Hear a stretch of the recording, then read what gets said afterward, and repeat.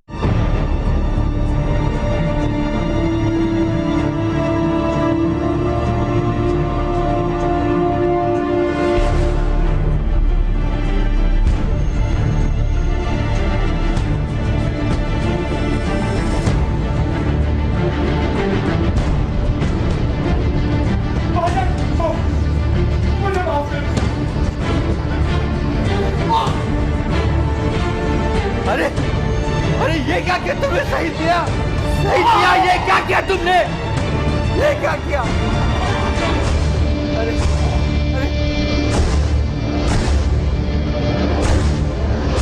अरे थी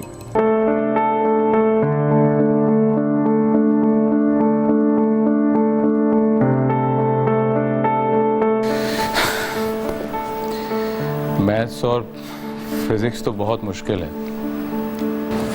भाईजान, मेरी बहुत सारी सहेलियां कोचिंग सेंटर जाती हैं, तो मैं भी कोचिंग सेंटर ज्वाइन कर लूं मैथ और फिजिक्स के लिए।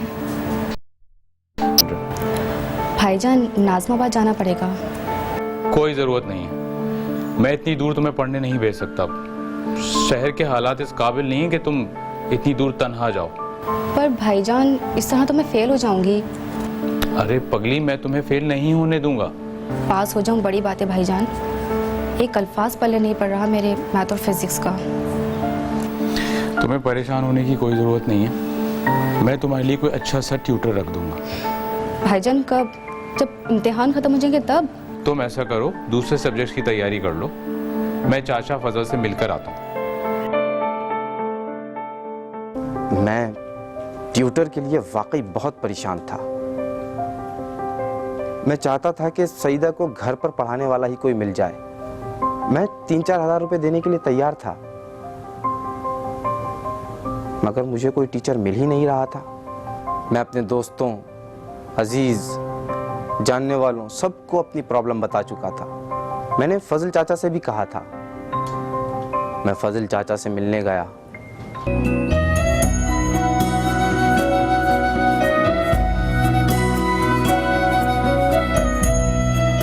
अस्सलाम वालेकुम चाचा। वालेकुम अस्सलाम। सईद मियाँ, खैरियत से हैं आप? बिल्कुल चाचा, वो मैंने गुड़िया के लिए एक टीचर का कहा था। हाँ, याद है मुझे। तो बात बनी कुछ क्या? यार बात ये है सईद, 2 सब्जेक्ट घर आकर पढ़ाने के 7-8 हज़ार मांग रहे हैं। मगर चाचा, 7-8 हज़ार मैं कहाँ से दूंगा? यार अच्छा टीचर घर आकर पढ़ाने के इससे कम नहीं लेता। मैंने एक प्रोफेसर साहब से बात की थी, वो भी इतने ही लेंगे। मगर चाचा, 7-8 हज़ार बहुत ज्यादा हैं। हाँ, ना हो तो ज्यादा है। मेरे ख्याल से गुड़िया को कोचिंग में डाल दो। नहीं चाचा, लड़कियों के लिए कोचिंग आना जाना बहुत मुश्किल होता है। यार वो अपना अख्तर है ना। कौन अख्तर? भतीजा आजकल मेरे ही घर पे है, बीएससी किया है, फारिग है। मैं उससे कह दूंगा, वो तुम्हारे घर आकर गुड़ियों को पढ़ा देगा। वो मैथ्स और फिजिक्स तो पढ़ा लेता है ना? हाँ, पिछले दिनों स्कूल में पढ़ा रहा था, किसी बात पे लड़ाई हो गई, उसको फारिग कर दिया। चाचा तो फिर आप बात कर लेना उससे, बल्कि बात क्या करनी है, आप डन कर दें। अरे यार, साले को कान से पकड़ के तेरे घर लेके आ जाऊंगा। नहीं चाचा, टीचर को इज्जत देनी चाहिए। बस तुम बेफिक्र हो जाओ, ये समझ लो तुम्हारा मसला हल हो गया। थैंक यू चाचा, एहसान रहेगा आपका। नहीं नहीं, कोई बात नहीं, कोई बात नहीं।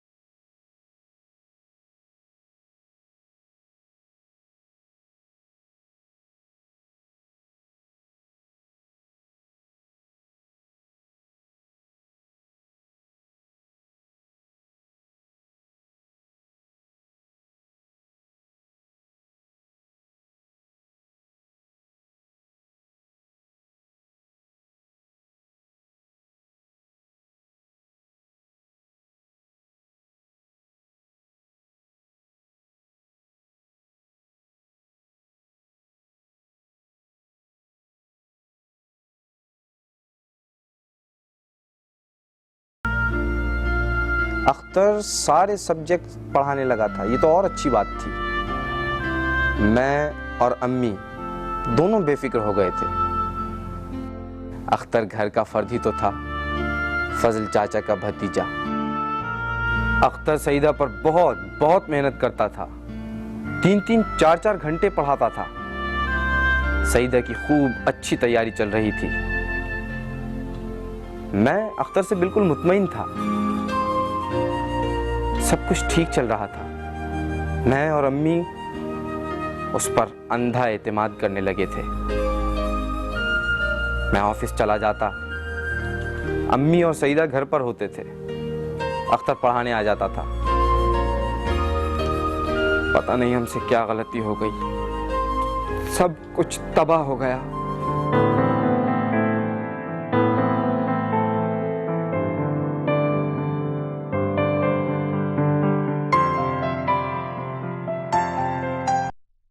गुड़िया। अस्सलाम वालेकुम। वालेकुम सलाम। मैं जरा सब्जी लेने जा रही हूँ, आओ बेटा कुंडी लगा लो। जी अम्मी।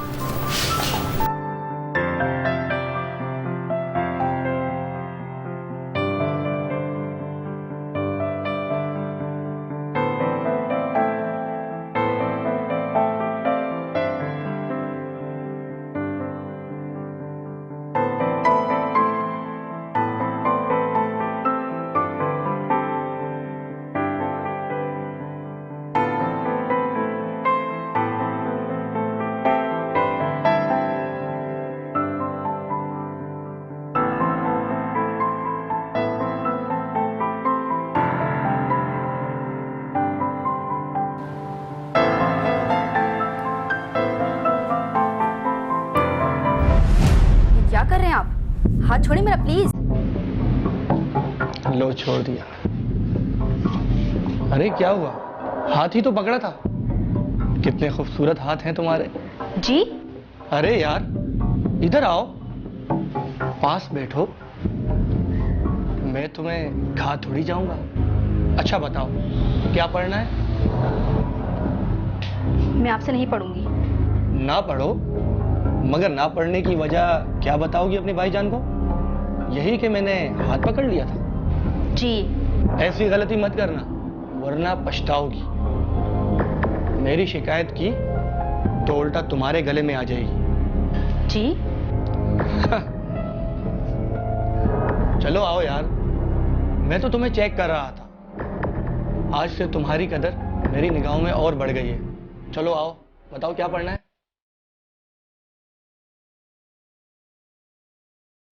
अख्तर, चाचा फजल का भतीजा, घर का फर्द बन गया था। जिस तरह वो गुड़िया पर मेहनत करता था, इतनी मेहनत तो मैं भी नहीं करता था। अम्मी अक्सर उन दोनों को पढ़ता छोड़कर अपने काम से बाहर चली जाती थी। सॉरी। अच्छा माफ कर दो। देखो, मैं तुमसे शादी करूंगा। अच्छा सुनो, ये बात किसी को बताना मत, वरना तुम किसी को मुंह दिखाने के काबिल नहीं रहोगी, समझी? मैं चलता हूं, कल आऊंगा।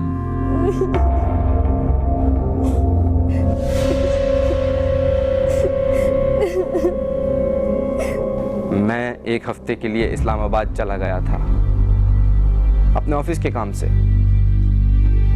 जब मैं वापस आया तो मैंने महसूस किया कि सईदा कुछ बुझी बुझी, उदास उदास, खोई खोई सी रहने लगी है।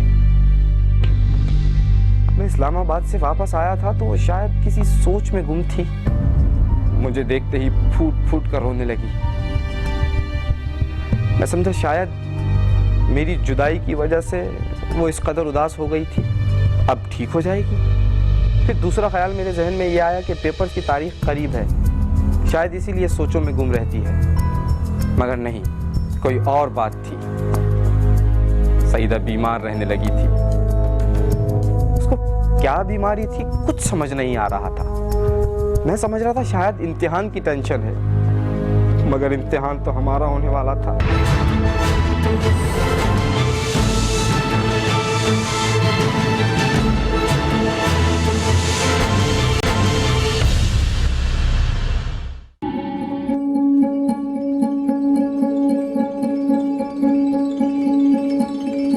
बेटा नाश्ता कर लिया ठीक से?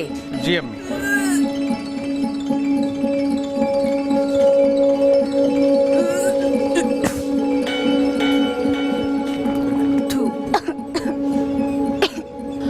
क्या हुआ?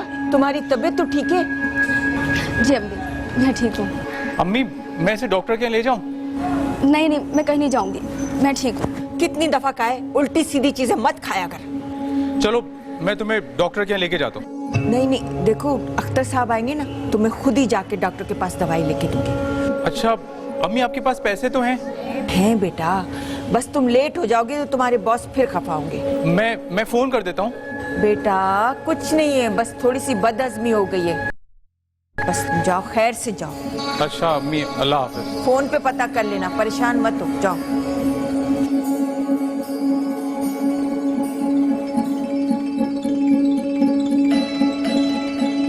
उस दिन मैं ऑफिस से लेट हो गया था, बहुत रात हो गई थी।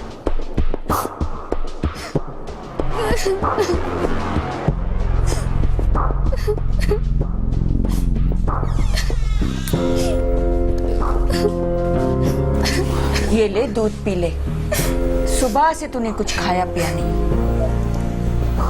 तू रो क्यों रही है? पेट में दर्द हो रहा है? अरे अच्छा अच्छा, तेरा भाई आने वाला है, वो तुझे डॉक्टर के पास ले जाएगा। नहीं अम्मी, मैं डॉक्टर के पास नहीं जाऊंगी। क्यों? क्या बात है? अरे मैं तेरी माँ हूँ, बता क्या बात है? अम्मी मैं मर जाऊंगी। नहीं मेरा बच्चा, मामूली बातों पर मरने मारने की बात नहीं करते। अल्लाह मियाँ तकलीफ आजमाइश के लिए देता है। नहीं, मुझे जिंदा नहीं रहना। क्या बात है? बता, बात क्या है?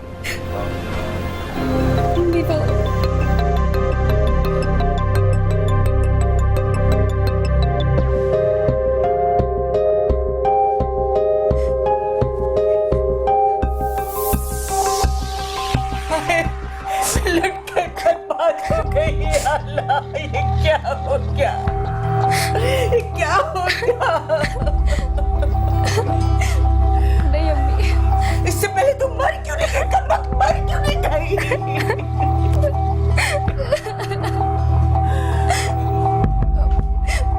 अम्मी मैं बेकसूर हूँ। कसूरवार तो हमने। कमबख्त। अच्छा मेरी बात सुन, एक लफ्ज भी मुंह से निकालना, समझी? इसी में हमारी इज्जत है। तूने तो हमें किसी को मुंह दिखाने के लायक नहीं छोड़ा। कमबख्त कहीं की।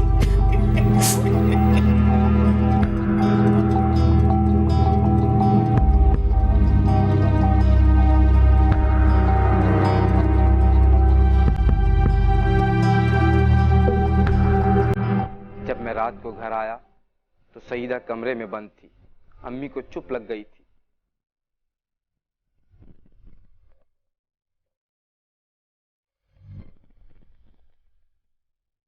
उन्होंने मेरे सवाल का भी कोई जवाब नहीं दिया। मैं समझा शायद अम्मी की तबीयत ठीक नहीं है। मैंने सईदा की तबीयत का पूछा। अम्मी फूट फूट कर रोने लगी। उस वक्त भी मेरी समझ में कुछ नहीं आया।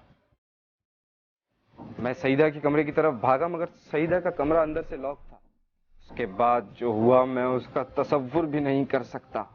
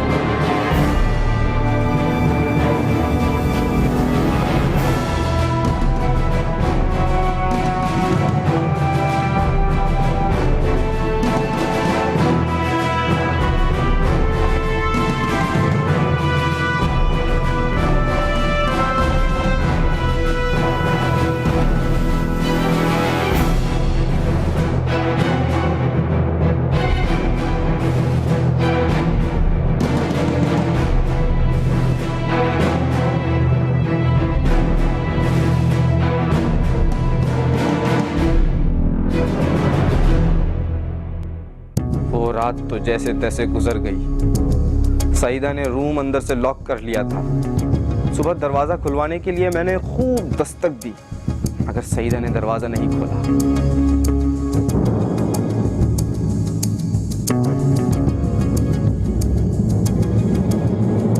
फिर मैंने दरवाजे का लॉक तोड़ दिया। सईदा मुर्दा पड़ी थी।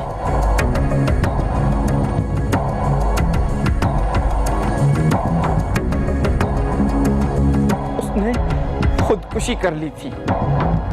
मैं कुछ कुछ कहानी समझ गया था।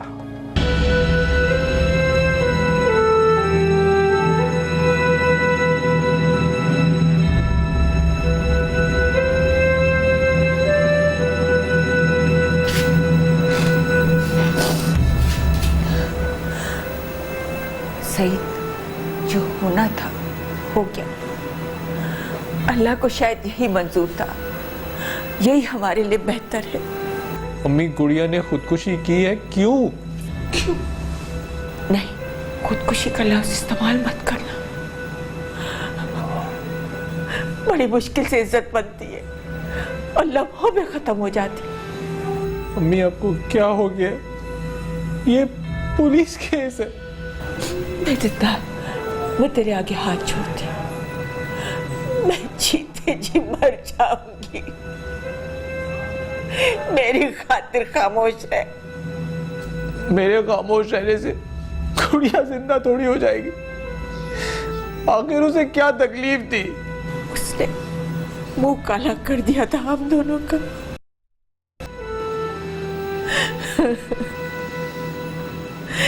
बता भी तो नहीं सकती, वो किसी को मुंह दिखाने के काबिल नहीं रही थी।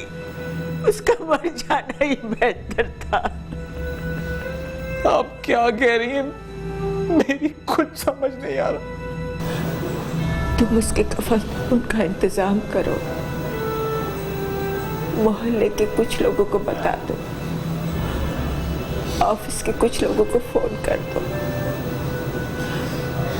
मैं गुस्ल वाली को खुद संभाल लूंगी,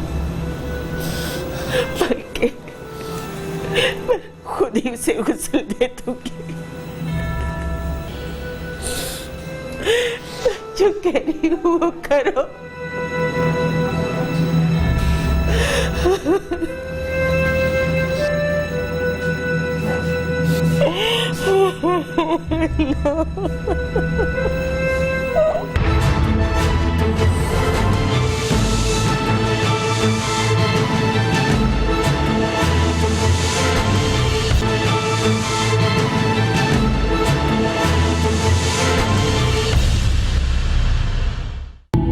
चुपचाप हमने अपनी गुड़िया को मनो मिट्टी के नीचे हमेशा के लिए दबा दिया।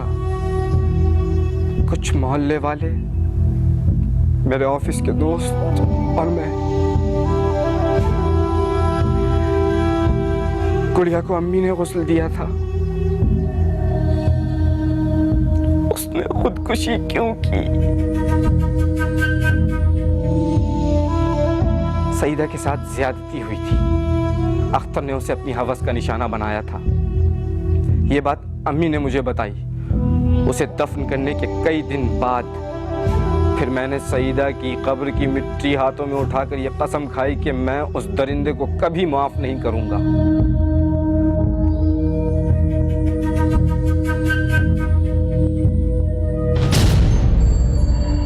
अख्तर को उसके स्कूल से भी इसी वजह से निकाला गया था। वो लड़कियों के साथ दस्त दराजी करते हुए पकड़ा गया था। हमारी गलती ये हो गई कि हमने उस पर अंधा एतमाद कर लिया था।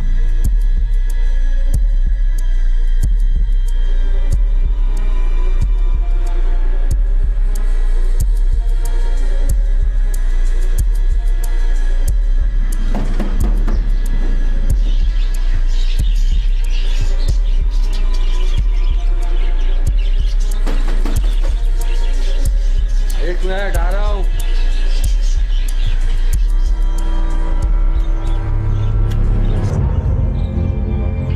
सलाम।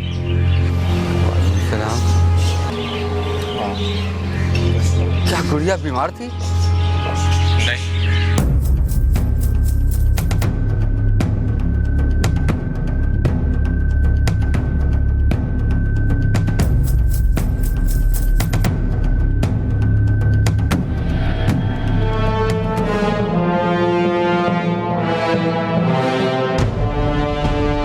क्या?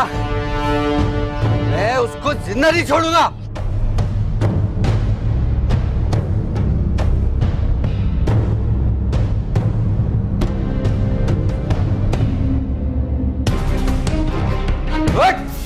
बेगैरत! तूने क्या किया बेगैरत? गलती हो गई चाचा। मैं तो सईदा से शादी करना चाहता था। शादी करना चाहता? तेरी बेगैरत कुत्ते! कभी कहीं का शादी से कर जाता था। भाईजान, मुझे माफ कर दो। अरे अरे ये क्या किया तुमने शहीद मियां? शहीद मियां, ये क्या किया तुमने? ये क्या किया? अरे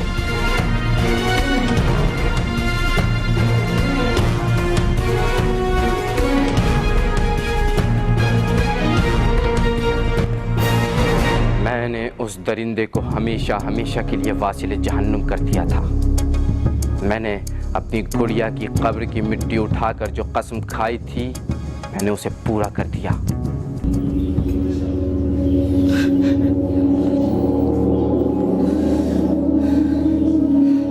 सिर्फ सईद अहमद ने मेरे सामने से कत्ल किया है। नाद मोहम्मद, आले कत्ल को अपनी तहवील में लो। मुझे फिंगरप्रिंट्स चाहिए। मैंने खुद देखा है, मेरे सामने से मारा उसने, मगर मैं कुछ नहीं कर सका।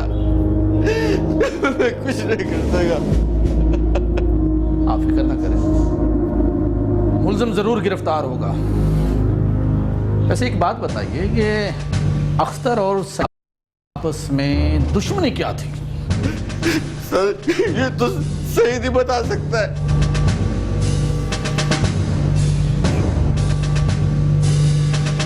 दाद मोहम्मद। Yes sir. लाश को पोस्टमार्टम के लिए हॉस्पिटल ले जाओ। जी सर। सब्र करें, सब्र। मुझ पर इंतकाम का भूत सवार था।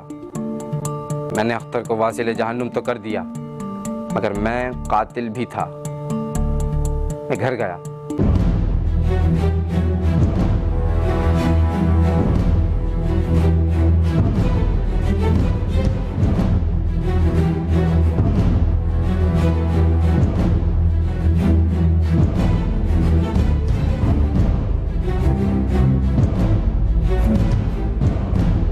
अब मेरे सामने बस एक ही रास्ता बचा था, फरार। मैंने जल्दी जल्दी सामान पैक किया, अम्मी को खुदाफिज कहा और निकल गया। कहाँ जा रहा था ये मुझे खुद नहीं मालूम था। एक कातिल के लिए ये दुनिया कितनी छोटी है, छुपने की जगह ही नहीं मिलती।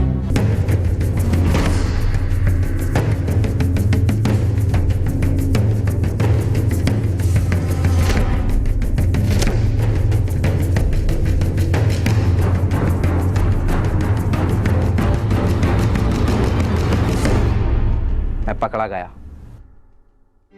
इकरार जुर्म के सिवा मेरे पास कोई चारा नहीं था। मैंने इकरार जुर्म कर लिया। हाँ, मैं कातिल था।